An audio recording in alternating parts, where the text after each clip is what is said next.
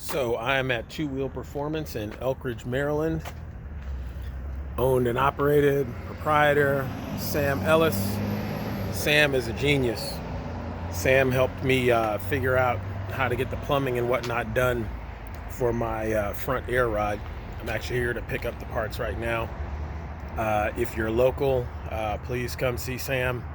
He's an excellent builder. Obviously, it's a shop that works on all bikes. He just happens to have kind of been tapped as the Yamaha guy. He's built a couple of Roadstar baggers. He's actually rebuilding one right now. And I'm not going to film it or anything because that belongs to a customer who's doing some custom work for a show bike. So I'm not going to put that out there. But give Sam a call, patronize the shop. Great guy, great shop. I'll show a little bit of stuff inside. All right, so I'm here at Two Wheel Performance picking up my upper triples that this guy, go ahead, you can smile. A bit of a smile, there you go. That's Sam Ellis, owner, proprietor, Two Wheel Performance. Did this work for me. This is the upper triple clamp for my front air ride. He looked at this, looked at those spacers, and came up with an idea of how to plumb these. Tapping the sides just under the triple, drilling through horizontally and then vertical through the bottom to plumb this for 1/8 inch line. And now, without me having to rack my brain too much and drive myself nuts and pull out all of my lovely locks, I have properly plumbed extensions for my front air ride. Thank you, good sir. You are a genius.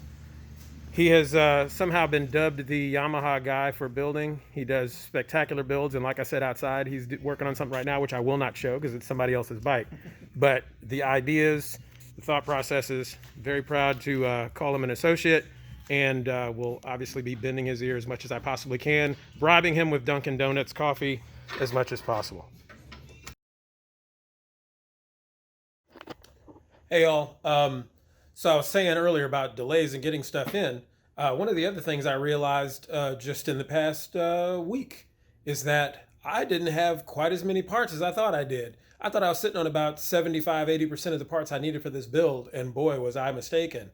I've had a lot of stuff come flooding in the past week that I ordered, and it was amazing how much I still had outstanding to buy. So, for instance, you guys saw last week or last episode, I was mocking up some designs for a fender spacer to be able to mount that aftermarket fender to the Roadstar. And you can see, you know, the difference in the hold distance and whatnot. And then I went online and found Tom Lento of Punch Design LLC. You can find him on Facebook. And he actually makes exactly what I was mocking up. I mean, designs, specifications, the shape, everything's the same. So this mounts up to the stock Roadstar fender mounts on the forks, and then those would go to the fender, any aftermarket fender that's a Harley style with that 3.5 inch bolt pattern. I also got from him brackets to be able to mount up Harley style floorboards. And again, not that I'm trying to go all Harley, but as you guys all know, there's just a lot more out there for Harleys than there is for metrics. I have like 3 different headlights to try. This is one. There's another in another box. I got the lid hardware because the hardware package I had gotten originally was for the wrong year bag. So this is the quick open, you know, the one lever and it pops up, which is great. I got one of the Heffy rings to be able to put a 10-inch sub in the bag. I got... Oh man, so much other stuff has come in. Turn signals, and those turn signals are going to mount on the crash bar, which is there. Harley crash bar. That way I could use the Harley speaker pods. So these are speaker pods with the wind deflectors and whatnot. And I've had this box here in the garage for a week, and I just opened it and didn't realize it actually came with speakers already in it, not just the speaker holes. I'm sure they're not high-end speakers, but it's just great that it actually came with the speakers considering the price. But I've had a whole bunch of parts come in. The airbag, you heard me talk about earlier, just in case I decide not to go with an air cylinder. I actually have my airbag there that I'll have to put together.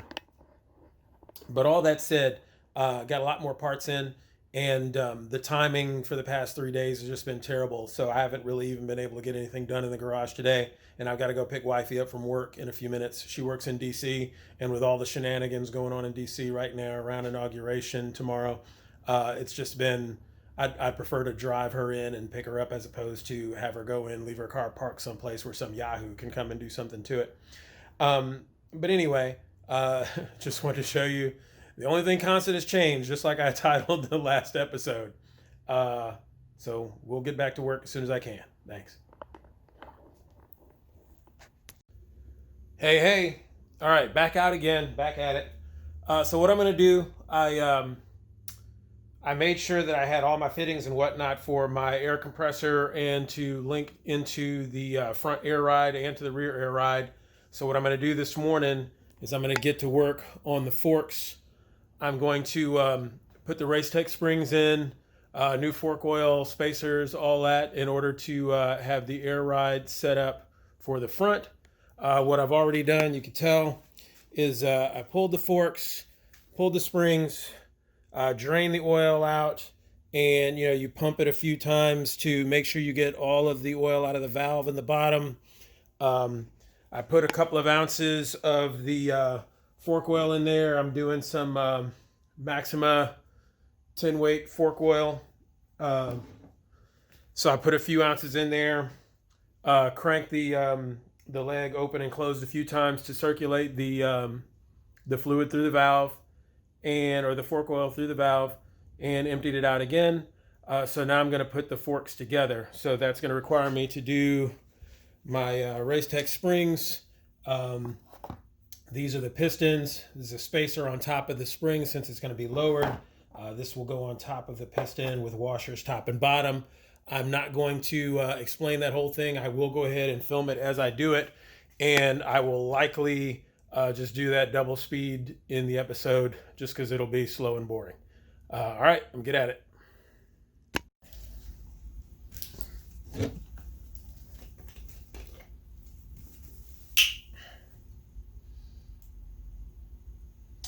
The fork spring and washer are already in the fork tube.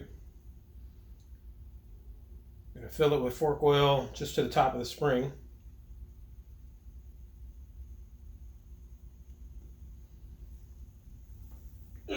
Pump it a couple of times. Get any bubbles out.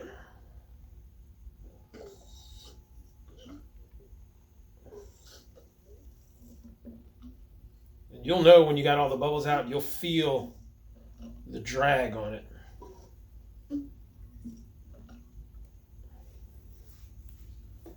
The remainder of the way. Back to the top of the spring.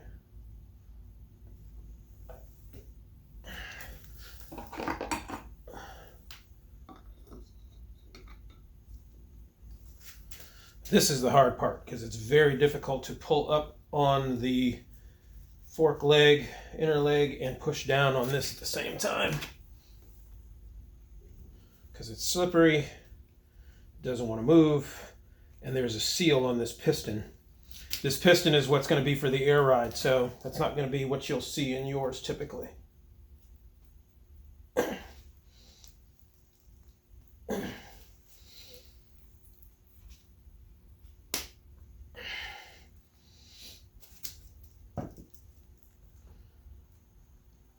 It's got to get past the threads on the inside of the fork tube for the fork cap. And that's the hard part.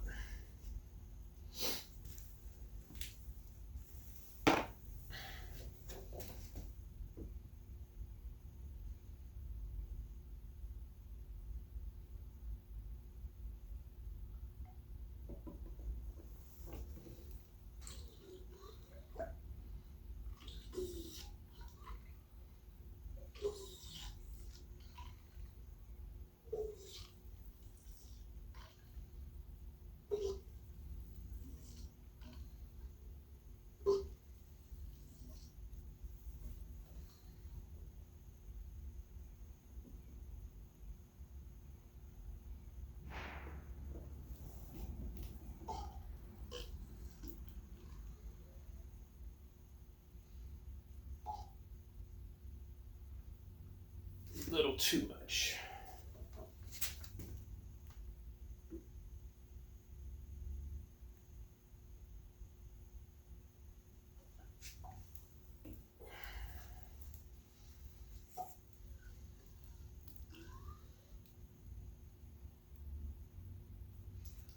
All right, that's where we want to be.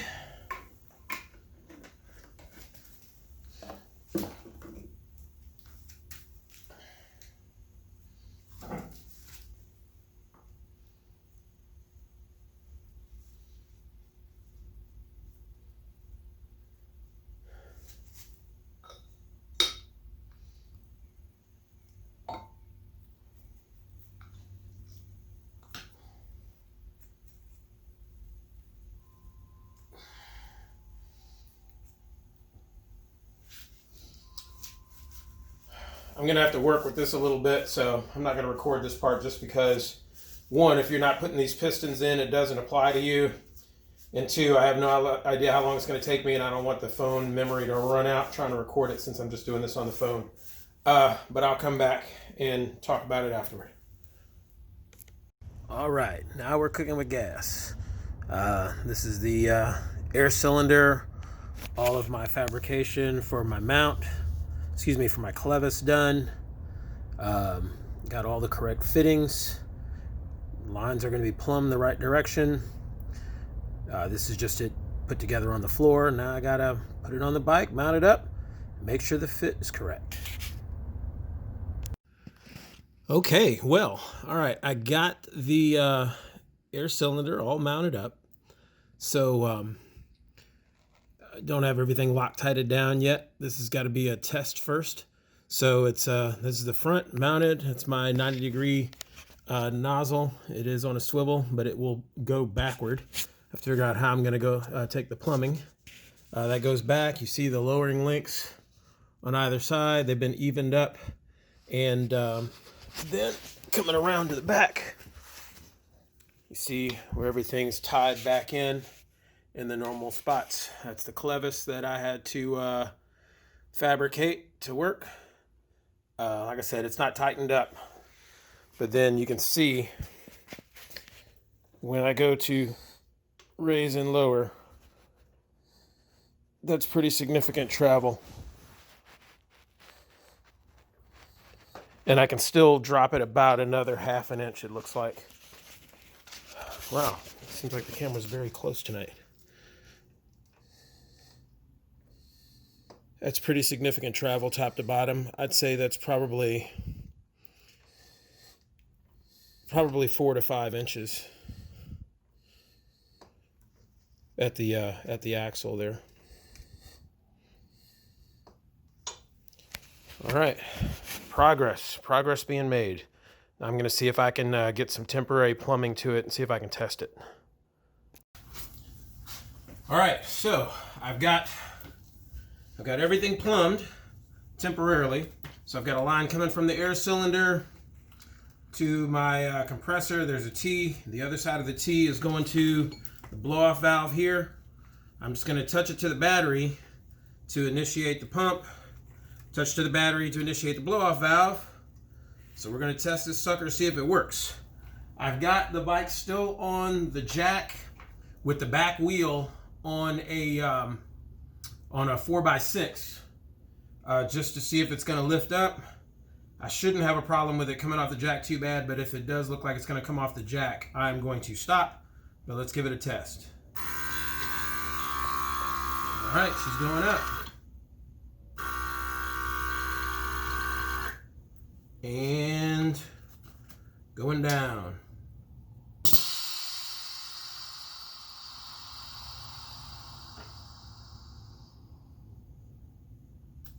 All right, it's got to be exercised some, and obviously I don't have the weight on there evenly distributed, but for a first test, not too bad. I'll go through and fine tune everything because, again, everything's just temporarily plumbed, not hooked up the way it's going to ultimately be. But that's first test for the rear air ride, and it is working. Let me do it one more time just to make sure it wasn't a fluke. Yes. Going down.